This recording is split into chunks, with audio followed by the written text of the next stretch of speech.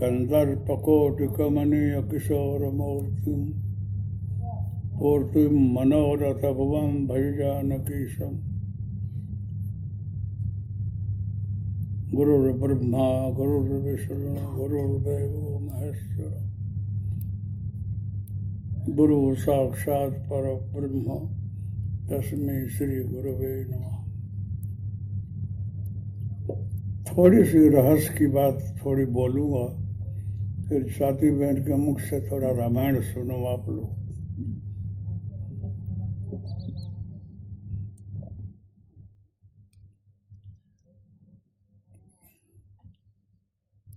मैं रामायण का पाठ बहुत करता रहा।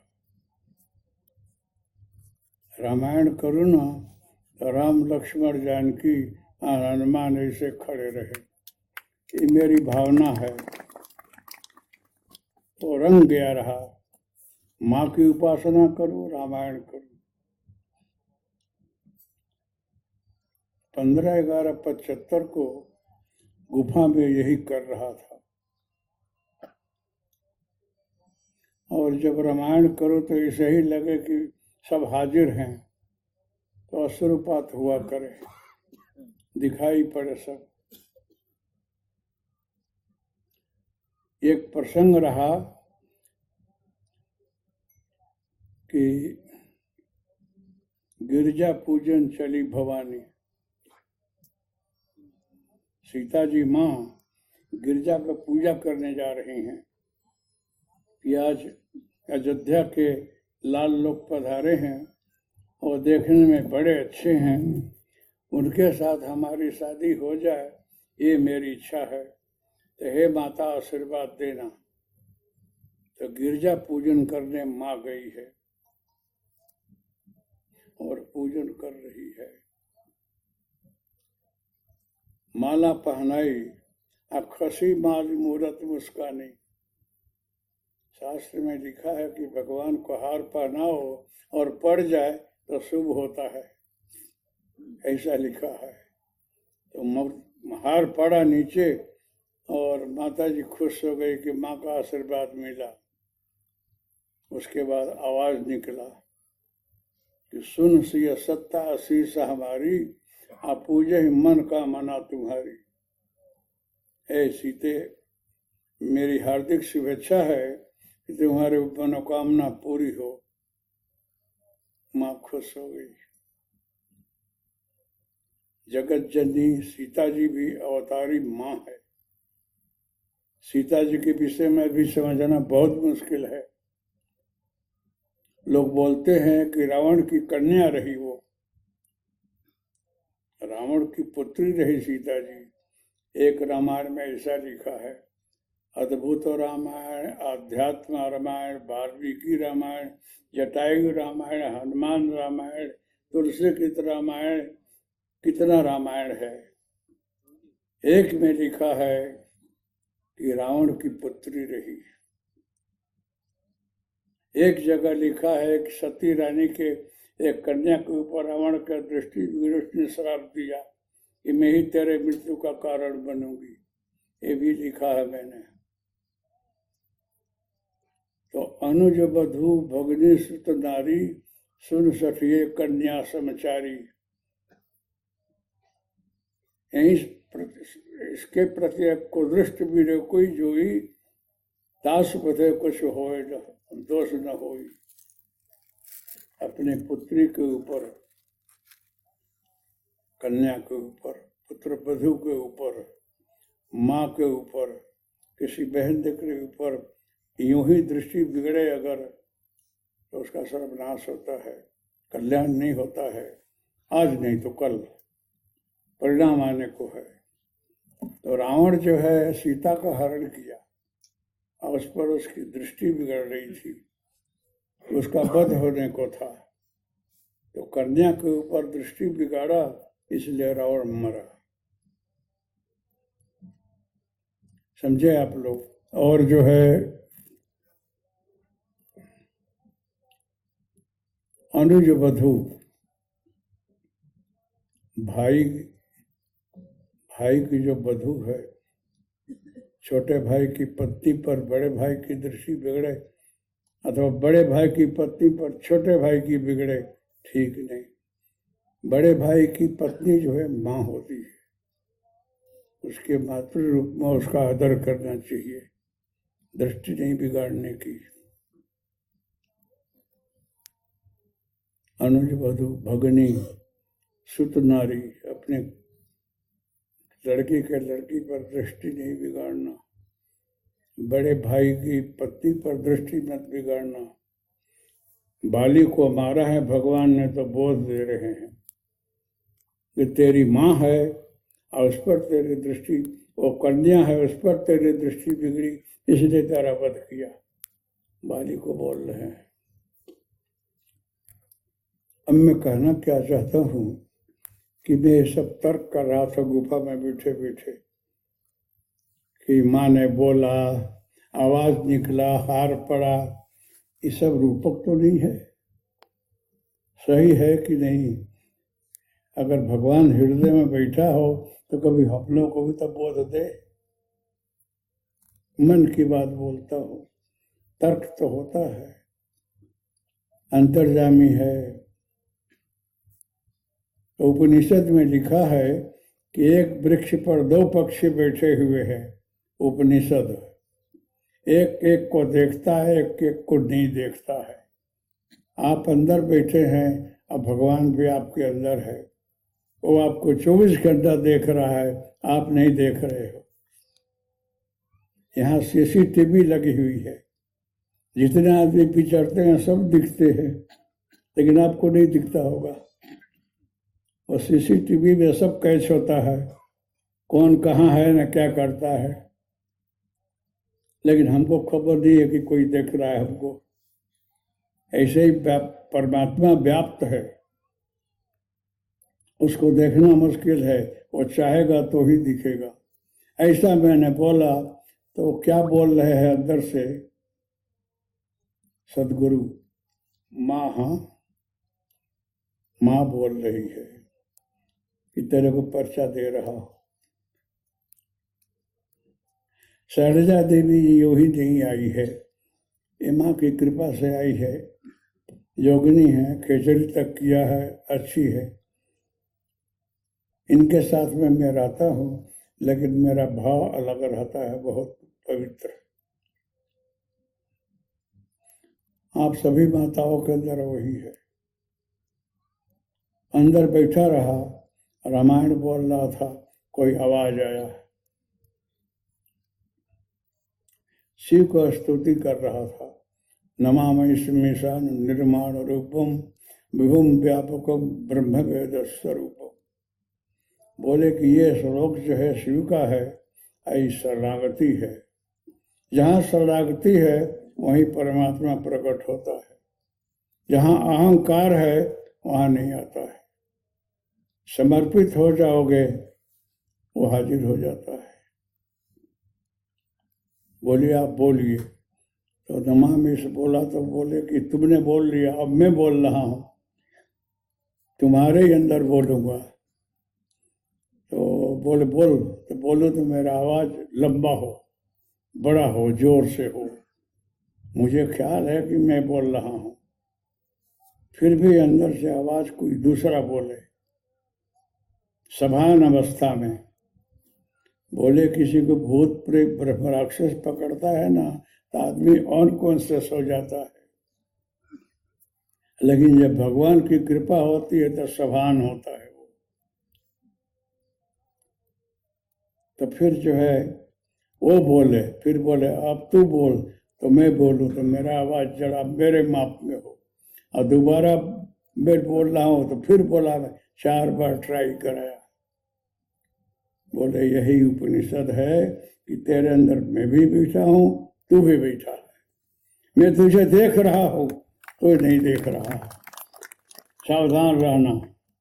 ऐसा करके हमको बोध दिए और बोले कि सृष्टि में कितना भी भजन करो, साधन करो, उपासना करो, जब तक कोई समर्थ गुरु न मिले, ईश्वर प्राप्ति, आत्मज्ञान, सहज अवस्था नहीं आती है। ये भी बताया। जगदम्बा की बहुत उपासना किया। मार्कंडेय पुराणांतर्गत 13 अध्याय है नवचंडी,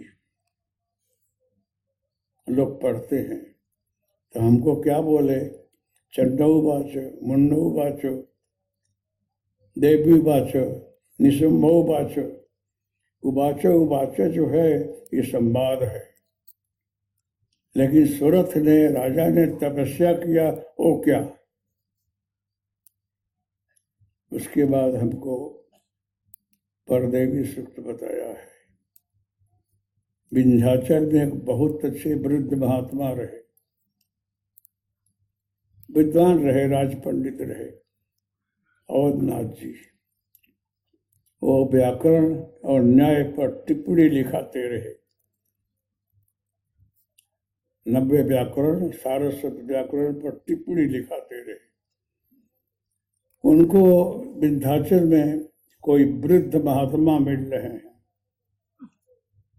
वो पूछ रहे हैं, कुता आगता भगवान, किम नाम धेय, किम करते, क्या करते हो, कहाँ से आए हो? है कि देवी की उपासना कर रहा हूँ। है कि देवी, ये तो उवाच है। उन लोगों ने किया, वो क्या? दिव्या सूक्तम परम जपन 13वां अध्याय में है। कौन दिव्या सूक्तम? तो देवी सूक्त उसमें लिखा है, वो नहीं, ये सहस्राक्षरी है, 1000 अक्षर का ये मंत्र है दुर्गा का। वो महाराज 98 वर्ष के हो चुके रहे। बोले, मुझे विंध्याचल में मिला है और आप पर मैं बहुत खुश हूँ, आपको दे रहा हूँ, करना। तो हमको उन्होंने प्रदान किया। उनको गुरु मानता हूँ। एक अक्षरों की दाता जो है वो गुरु होता है। और ले करके मैंने शुरू किया। स्टूडेंट लाइफ, पढ़ूं कि पूजा करूं, दोनों तरफ। भाइयों को घर बार संभालना, इधर पढ़ना भी। परिस्थिति अच्छी नहीं, लेकिन उसी में सब चलाता रहा। तो ये परदेवी सूक्त करने से क्या बोले, उसमें परदेवी सूक्त में फलश्रुति लिखा है, वाचना। बोलिए कि यूं ही बड़े बड़े लोग आपके पास आएंगे, मिनिस्टर, बड़े बड़े अधिकारी आएंगे, सावधान रहना, ये विघ्न है। अहम में मत आ जाना, क्या आई एम समथिंग, ध्यान रखना। बड़े बड़े पैसादार सेठिया आएंगे, आपको कुछ धरेंगे, वहाँ भी सावधानी रखना, उसमें आसक्ति मत रखना, खर्चते रहना, रखना मत, नहीं तो फंस जाओगे। अगर त्याग करोगे, अहंकार से दूर रहोगे, तो भगवान मिलेगा। बात याद रखा। तो धीरे धीरे धीरे धीरे, बहुत पढ़ा तो नहीं, परिस्थिति ऐसी रही। मध्यमा व्याकरण से किया, शास्त्री कर रहा था। अब घर बार संभालूं, क्या करूं? तो हमारे बड़े बड़े पंडित लोग हमको कहीं भेजने लगे। हथवा है, अमावा है, बढ़ैया है, स्टेट में जाने लगा। और वहाँ कुछ विधि कराऊं, उन लोगों का काम हो जाए, रजवाड़ों का, उससे हमको पैसा बहुत दे, महारानियाँ चैन पहला दे, बेटी दे, माल पानी खूब आने लगा। फिर भी सावधानी रखा, इसमें फंस न जाऊं। आए, हटाते जाऊं। देख लिया कि अब बहुत काफी प्रतिष्ठा बढ़ रही है, हमारे साधना में बाधा आ रही है, तो बम्बे आया। बम्बे में 62 में माधव बाग में भागवत की कथा कर रहा था। 10वें स्कंद पर बोल रहा था भागवत में। और उसमें जो हमको एकाएक प्रेरणा हो रही है। किसी ने पूछा, आपने कृष्ण को देखा है, राम को देखा है कि नहीं? फिर इतना अच्छा बोलते हो, बोलने से क्या, दर्शन करो, अंदर उतरो। तो साहब बाधो बाग में पैसे तो बहुत आते रहे, उसका भी त्याग किया और निकल पड़ा सब छोड़ छाड़ करके नर्मदा किनारे रहने लगा। हम वहाँ झुआ के झाड़ के नीचे कपड़ा बांध कर रहूं, और जो साग भाजी लोग हुए उनसे पूछ लूँ मैं खा सकता हूँ कि हाँ खा सकते हो, तो साग भाजी खाकर जीऊँ, 18 घंटा भजन करूँ। ऐसे करते करते मैं 62 के बाद अंत में थलते जा गया अहमदाबाद, और थलते टेकरी में थोड़े दिन रहा। वहाँ हितेंद्र देसाई रहे सीएम, वो आते रहे, कलेक्टर आते हैं माने पाटिल, सब लोग। वहाँ भी विघ्न, आप जैसे बड़े बड़े मिल मालिक आने लगे, हम यहाँ कुछ बांध देंगे। मैंने सोचा यहाँ भी विघ्न है, वो जगह छोड़ दी। वो जगह अभी 50 करोड़ से ज़्यादा की है वो जगह, और 12 बीघा जमीन दे रहे थे, 12 अजब की है। थलतेज में पूछना, छोड़ दिया, नहीं चाहिए, आज तक नहीं गया वहाँ, और निकल पड़ा गंगा किनारे दौरा करके साग भाजी खा खा कर करके भजन किया। मुझे भगवान चाहिए, अच्छा और कुछ नहीं। हमको प्रतिष्ठा मिले, पैसा मिले, राज मिले, परमात्मा चाहिए। लेकिन उपासना मेरी शिव शक्ति की रही, माँ की, मिले नहीं। गुरु मानो दत्त को अथवा नारद को। एकाएक यहाँ पर गिरनार साधना आश्रम में जटाशंकर से कोई ले आया। अब गुफा में बैठा हूँ, उसके बाद बाँ प्रकट हो रही है। आप बोलते हैं दत्त से कि इसको आप दीक्षा दो, क्योंकि गुरु कृपा सिवा कोई देवी देवता नहीं मिलता है। मैं इस पर खुश हूँ, लेकिन गुरु बगैर नहीं मिलूंगी। तो दत्तात्रेय महाराज ने हमको आशीर्वाद दिया, मस्तक पर हाथ रखा। अब जो कुछ दिया हो वो जाने, हम जाने। उसके बाद मेरी स्थिति बदल गई। मैं बहुत सावधान होकर आप लोगों के बीच में आता हूँ। मेरी आंखें 24 कलाक ऐसे ऐसे नहीं होती है, खुली की खुली रहती है। इसको सांभवी बोलते हैं, शिवावस्था है। ये तेरे को मैं दे रहा हूं, घबराना नहीं, तेरे साथ में मैं हूं। तो 10 महाविद्याएं और दत्तात्रेय उस दिन प्रसन्न हो रहे हैं। लेकिन मैंने कुछ मांगा नहीं। आदिशक्ति चाहे सो दे, भगवान सबको चाहे सो दे सकते हैं, ये दत्तात्रेय चाहे सो दे सकती है, नहीं मांगा। मैंने बोला कि मुझे परम पद मुक्ति चाहिए, और देना हो तो सारे विश्व को मानसिक शांति मिले और सब लोगों को सही रास्ता मिले, कल्याण हो, ऐसा करिए। सिद्धों ने मिलकर तथास्तु किया। ये मंत्र हम लोग 24 घंटा जपते हैं। इसको जो करेगा उसको ध्यान लगेगा और अनुभूति होगी। लेकिन इसके अंदर अष्टांग योग है, आसन, प्राणायाम, प्रत्याहार, ध्यान, धारणा, समाधि सब आ जाएगी। बहुतों को क्रिया होगी तो लोग घबरा जाएंगे, क्या हो रहा है। आपको समझाना पड़ेगा, शरीर का हिलना क्यों, आगे पीछे होना क्यों, हवा में उड़ना क्यों, जात जात की विधियां होगी, समझाना। तो यहाँ एक 29 घंटा लोगों को ध्यान लगा है, 18 लगा है। सारा भावनात इकट्ठा हो गया कि महाराज कुछ विद्या जानते हैं, किसी को कुछ करके बैठा देते। विद्या जानकर क्या फायदा, विद्या करना हो तो किसी करोड़ोपति पर करूं, कुछ पैसा मिले, आप पर करके क्या करूं। लेकिन तर्क बहुत, तपस्या खर्चो, कीमत कुछ नहीं। इतना ध्यान लगाया।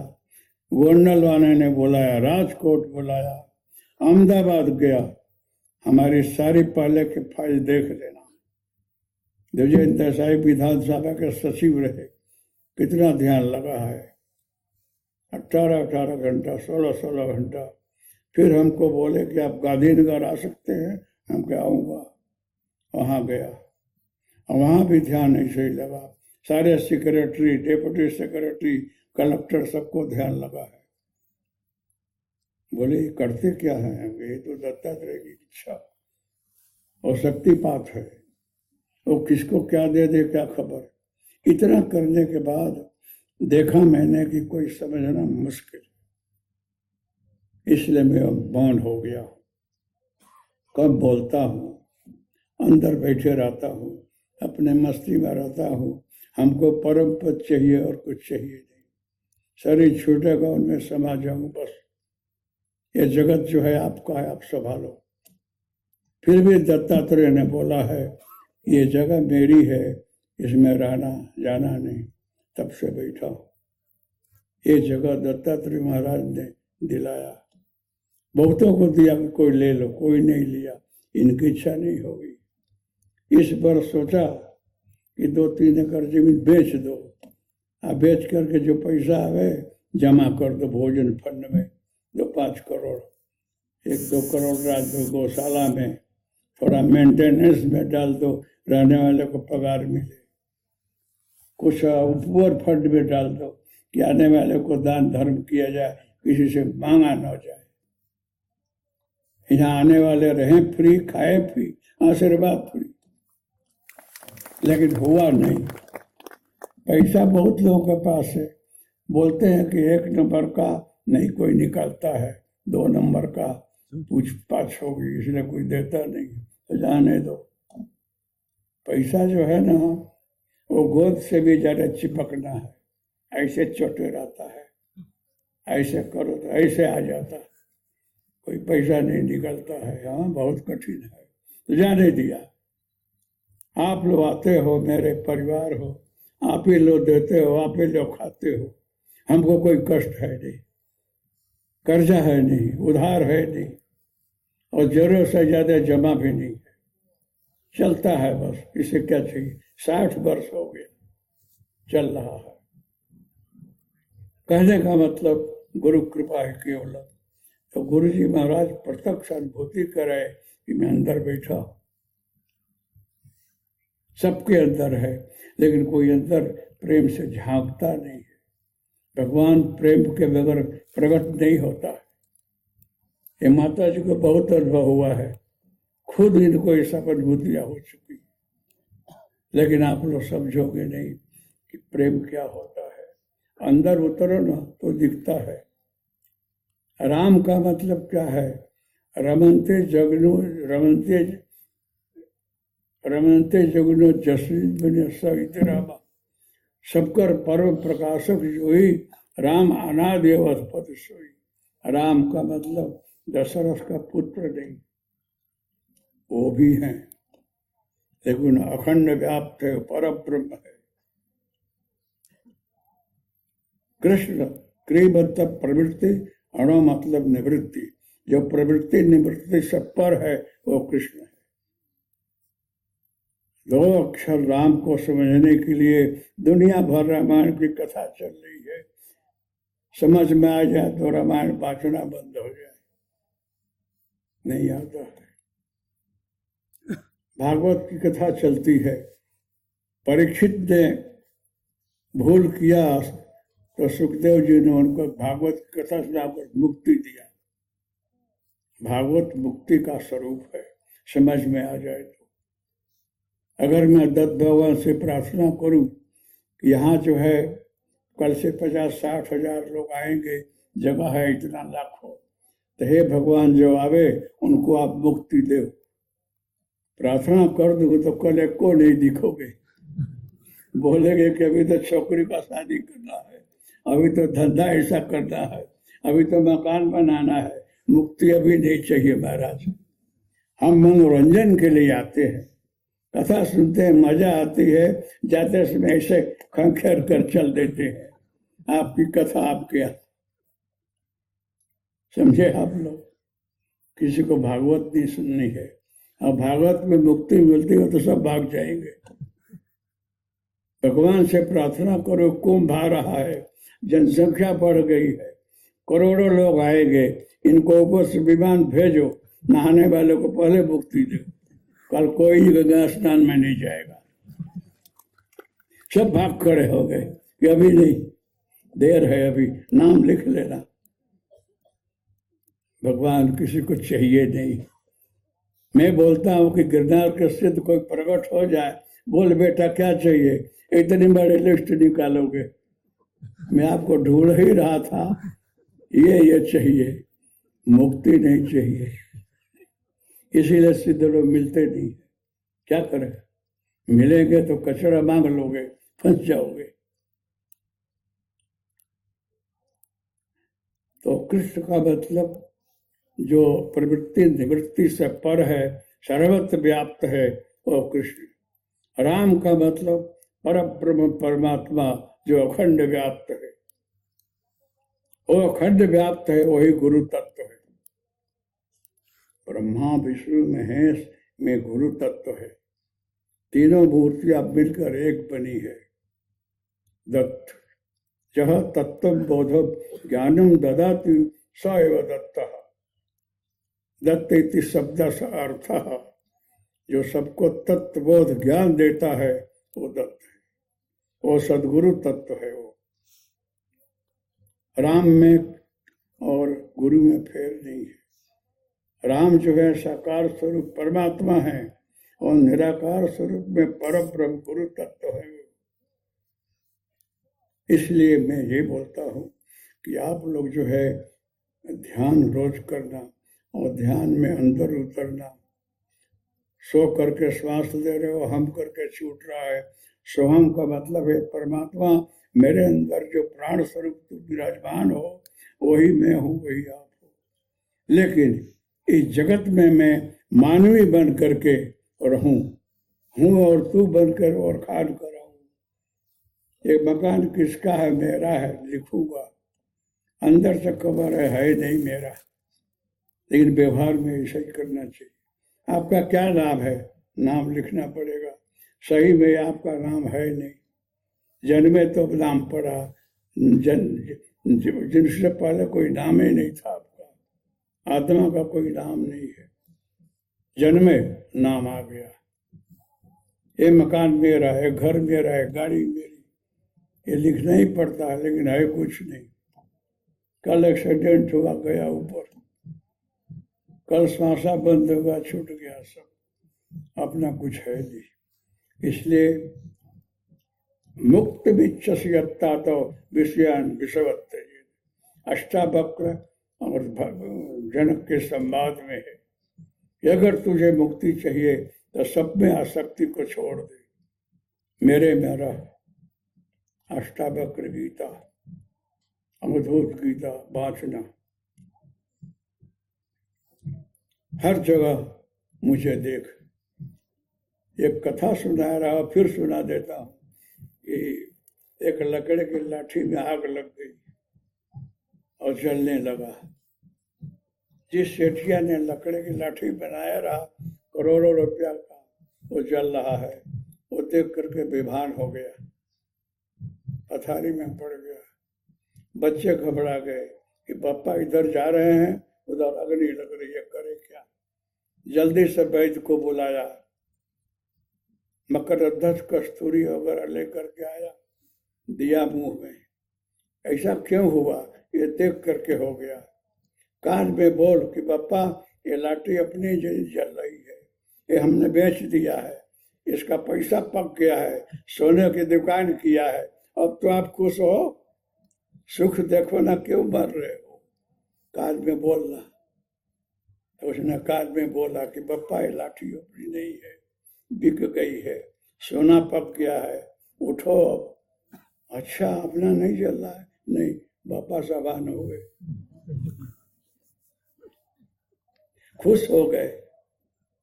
वही लगनी, वही लाठी, वही, फिर भी कुछ नहीं, अपना नहीं है। अपना होना वही दुख है। आसक्ति वही है अपने में, अपना न हो कोई आसक्ति नहीं है। इसीलिए कहीं आसक्ति जो है वो दुख का कारण है। सब कुछ करो,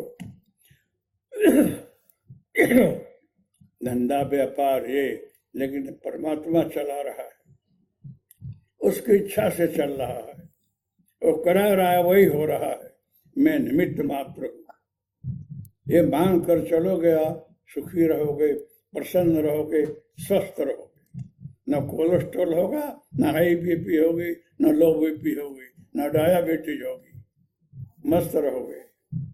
उपाधि जो है ना, यही बीमारी। डॉक्टर बोलता है बहुत चिंता करो ना, डायबिटीज बढ़ जाएगी, ध्यान रखना।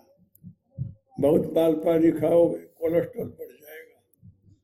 बहुत टेंशन हो गया, हाई बीपी होगी। खाने पीने में ध्यान रखना, शरीर को ठीक रहना। खा पी करके ज्यादा होकर मत चलो, माप में शरीर रखो और प्रसन्न रहो अंदर से। सबका भला और कल्याण सोचो, मस्त रहो।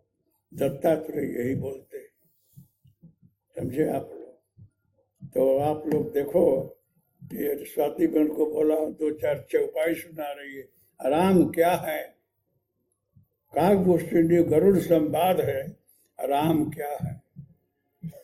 और कोई कितना भी सिद्ध हो, जोगी हो, सन्यासी हो, तपस्वी हो, गुरु कृपा सिवाय, परमात्मा सिवाय मुक्ति नहीं ले सकता।